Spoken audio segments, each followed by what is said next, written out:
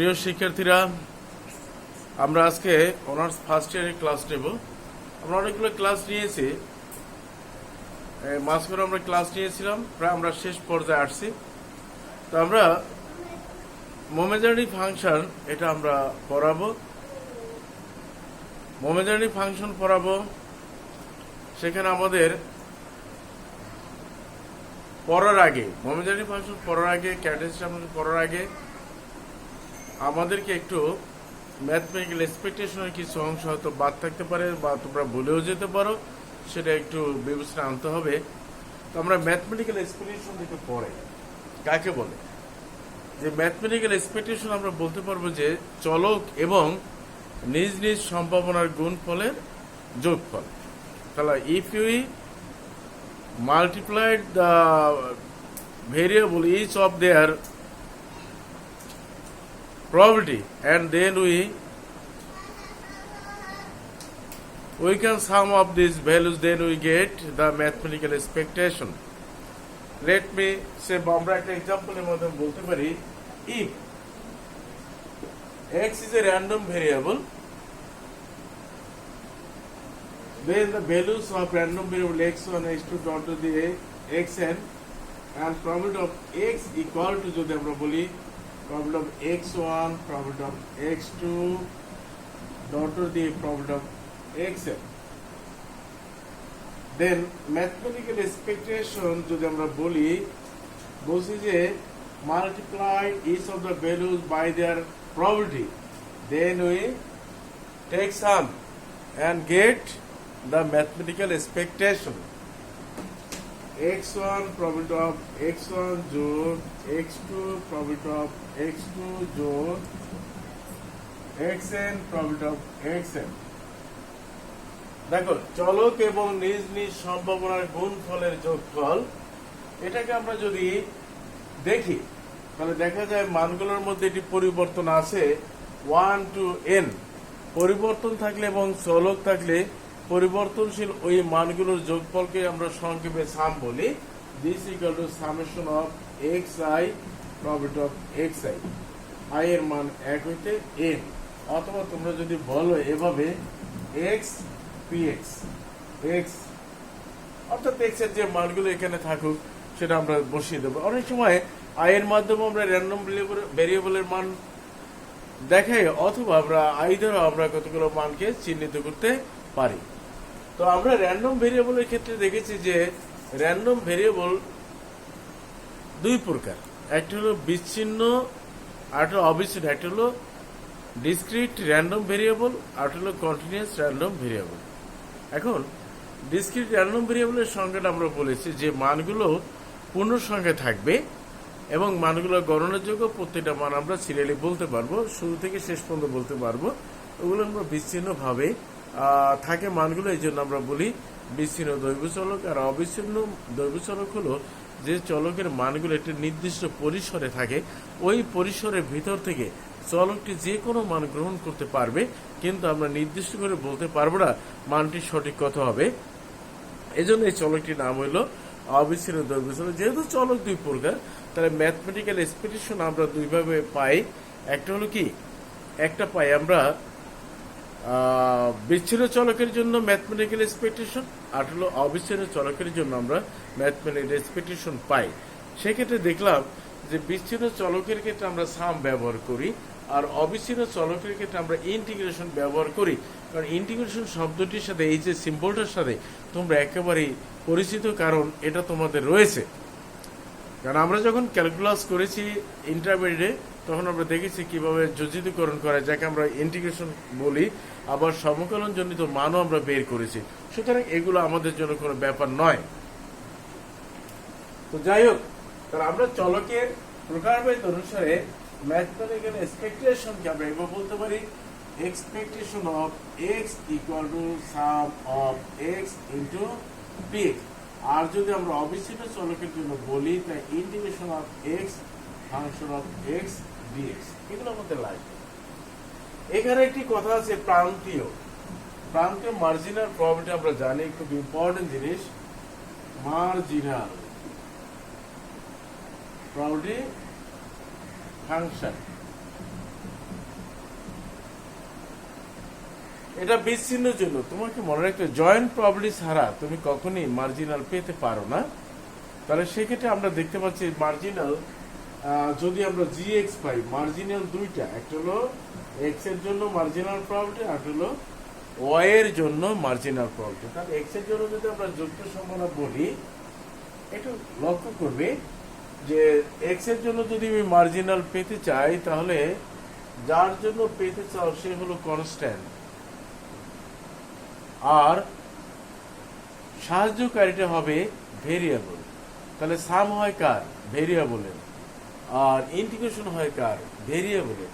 তাহলে আমরা কি বলতে চাই? তাহলে আমরা যদি যুক্ত থেকে এক্স এর প্রান্ত পেতে চাই, তাহলে বাকিটা গেলে কি ওয়াই, ওয়াই এর মাধ্যমে আমরা সাম করব। আর চলকটি যদি অবিচ্ছিন্ন হয়, ওয়াই এর মাধ্যমে আমরা ইন্টিগ্রেশন করব। অনুরূপভাবে এটা বুঝতে পারলে তোমরা এটা বুঝতে পারবে, কেননা এটাকে যদি আমরা ওয়াই পেতে চাই, আছে কি এক্স আর ওয়াই, তুমি পেতে চাও কাকে? ওয়াই কে, বাকি থাকবে এক্স।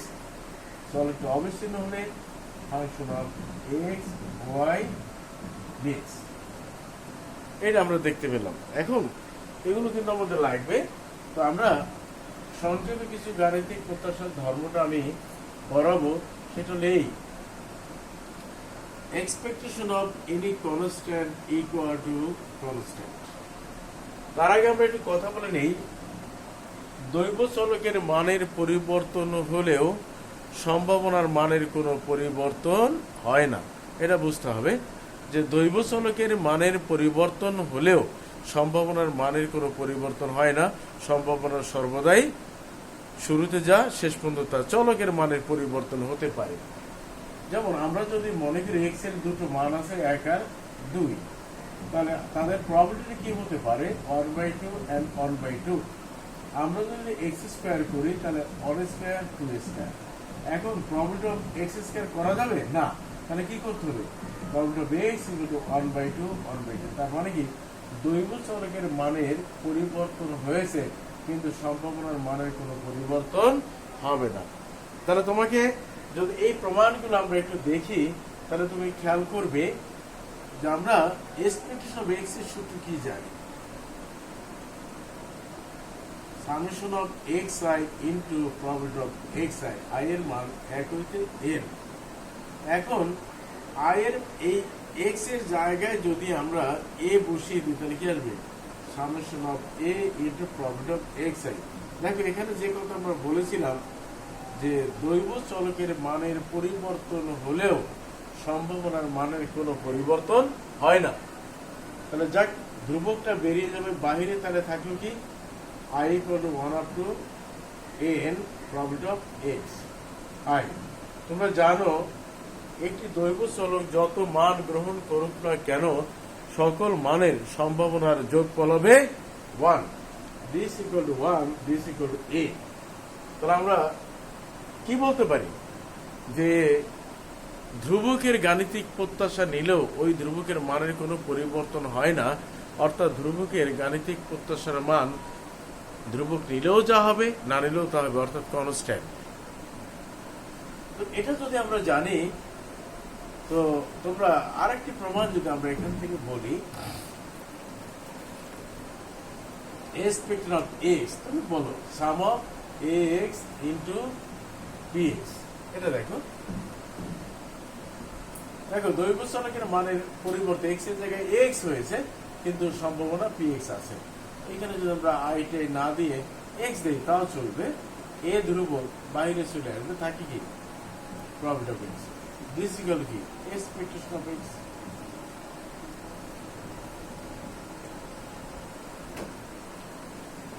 তুমি দেখো, তুমি বলো মনে মনে বলো expectation of x equal to sum of X into PX. করার পরে তুমি দেখো এখানে কে ধ্রুবক কে চলক, তুমি সেটা বিবেচনা করো পরে। তাহলে আমরা দেখতে পাচ্ছি সাম হবে কার? চলকে। ধ্রুবককে এ, এটা বাহিরে চলে যাবে। তাহলে এটা যদি বাহিরে চলে যায়, বাকি থেকে sum of X into PX. আমরা গাণিতিক প্রত্যয়ের সূত্র কি জানি? Sum of X into PX equal to EX. EX মানে এক্সপেকটেশন অফ এক্স। এখন এই জায়গাটি যদি আমরা আর একটা করি, তোমরা এটা নিশ্চয়ই পারবে। Expectation of ax plus b equal to summation of ax plus b into px. This is x. দেখো দৈর্ঘ্য x ছিল, তুমি মনে মনে ভাবো expectation of x equal to sum of x into px. এখন আমাদের কাজ কি, সাম এবং px এই যে ব্র্যাকেটে বন্দি আছে x plus b এইগুলোকে আমাদের গুণ করতে হবে। তাহলে গুণ যদি করি তাহলে কি দাঁড়ালো, x ax px plus summation of x b profit of x. This equal to a যদি বাহিরে চলে যায় তাহলে কত, x into px plus b বাইরে চলে গেলে এখানে থাকবে এটা, তাহলে a into this equal to expectation of x plus b into 1, কারণ সকল মানের সম্ভাবনার যোগফল 1। this equal to আসলো a e x plus b। প্রমাণ হলো, যে প্রমাণ হয়েছে না, সহজ, এইগুলো একেবারেই সহজ। এখন তুমি দেখো এটা যদি প্লাস না হয়ে মাইনাস হতো তাহলে কি হতো, দেখো আমরা মাইনাসেরটা করতে পারি, মাইনাসের একটু করে দেখাই। তাহলে এখানে শুধু একটি মাইনাস হবে, এখানে আরেকটি মাইনাস হবে আগের মতো, ax px minus summation b px. This equal to a summation of x into px b into summation of x. This equal to a into a আর এটা হয় আমাদের x b into 1, তাহলে কি দেখো a e x b।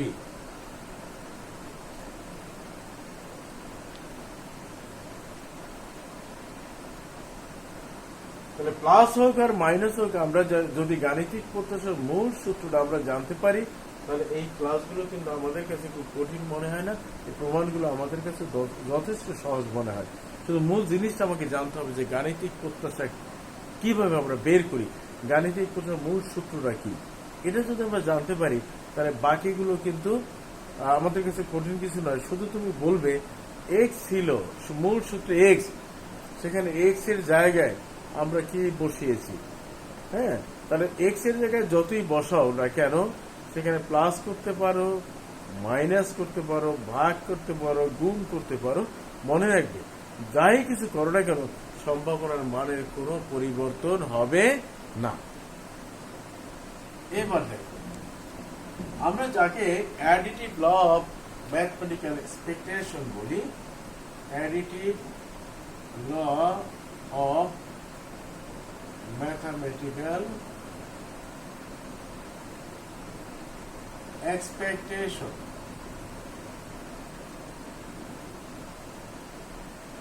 বাংলায় কি বলে,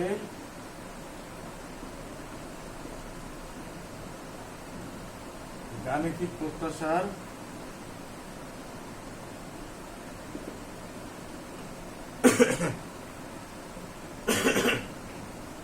যোগসূত্র। তাহলে আমরা গাণিতিক প্রত্যাশার যোগ সূত্র আমরা কি বলবো, স্টেটমেন্টটা কি, তার বিবৃতিটা কি, যে দুটি স্বাধীন দৈব চলকের যোগফলের গাণিতিক প্রত্যাশা হবে আলাদা আলাদা গাণিতিক প্রত্যাশার যোগফলের সমান। এভাবে কি, if x and y are two independent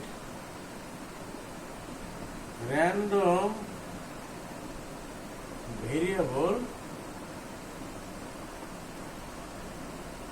then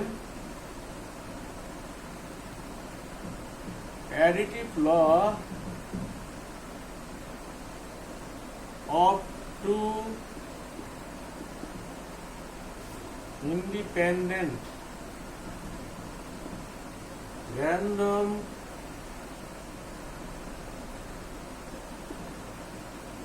variable কি হবে expectation of x plus y equal to expectation of x plus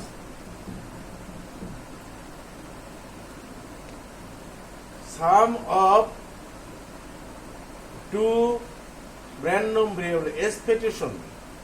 তার আমরা কি করেছি যে অনেকে বলে যে যোগফলে না গাণিতিক প্রত্যাশার যোগফল না, আগে তুমি ভেরিয়েবল দুটো যোগ করেছো, যোগ করার পরে কিন্তু তুমি ম্যাথমেটিক্যাল এক্সপেকটেশন বের করেছো, তাহলে কি হবে যোগফলের গাণিতিক প্রত্যাশা ইকুয়াল কি হবে আলাদা আলাদা গাণিতিক প্রত্যাশার যোগফলের সমান। ওকে, তাহলে mathematical expectation together of two variable is হবে কি each of the mathematical expression sum of each of mathematical expression of two variables, তাই না?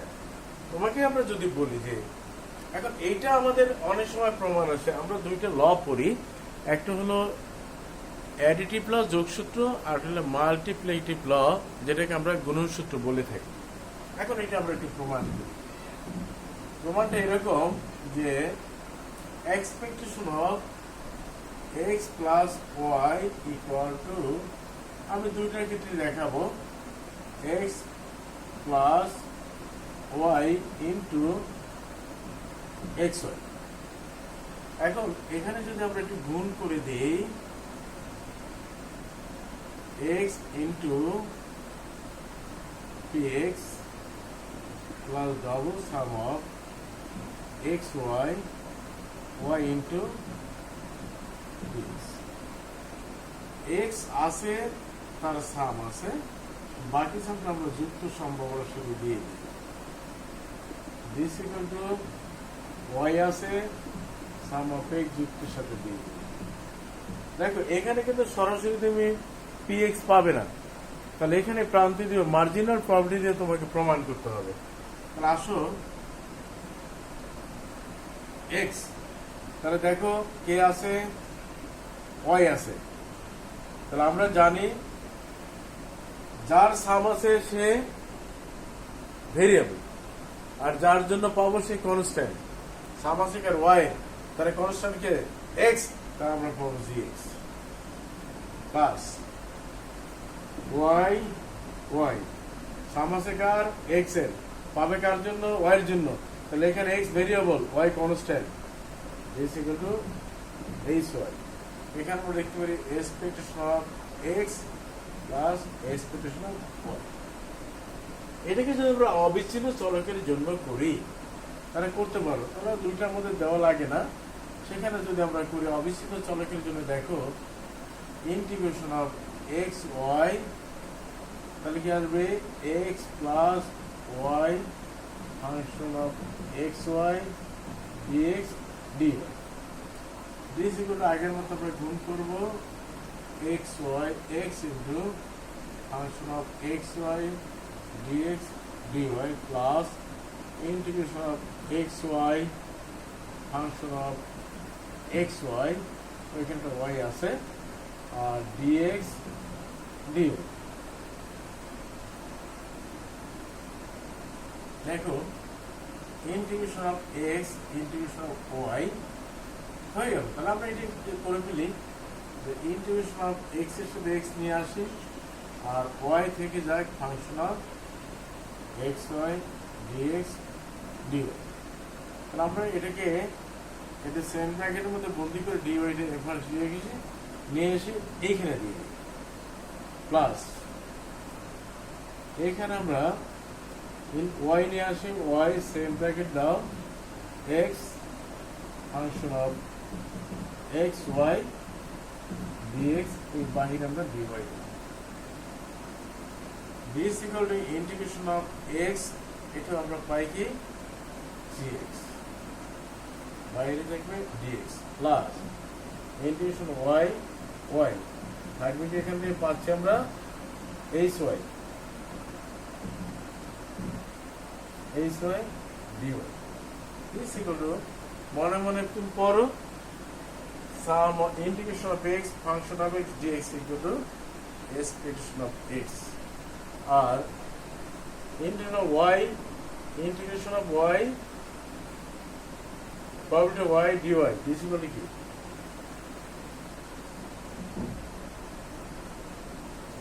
তো এটা হলো আমাদের গাণিতিক প্রত্যাশার যোগসূত্র।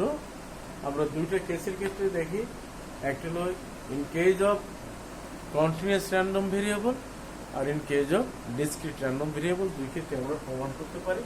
তোমাদের উল্লেখ করে না দিলে তুমি যে মেথডেই করো না কেন সেটাই সঠিক। এবার আসে গুণন সূত্র।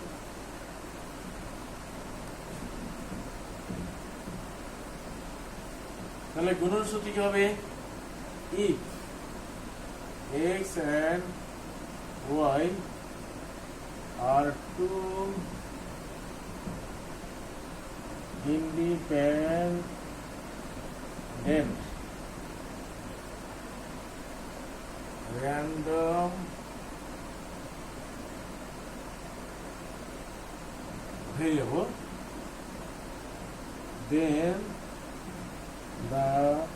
variable, then the multiplicative law of mathematical expectation is expectation of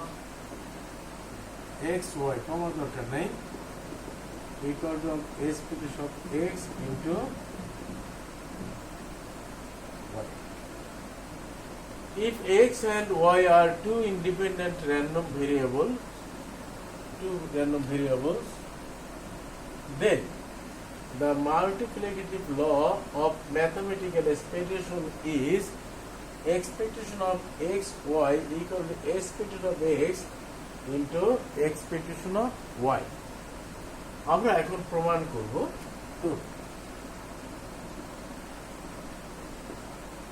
by the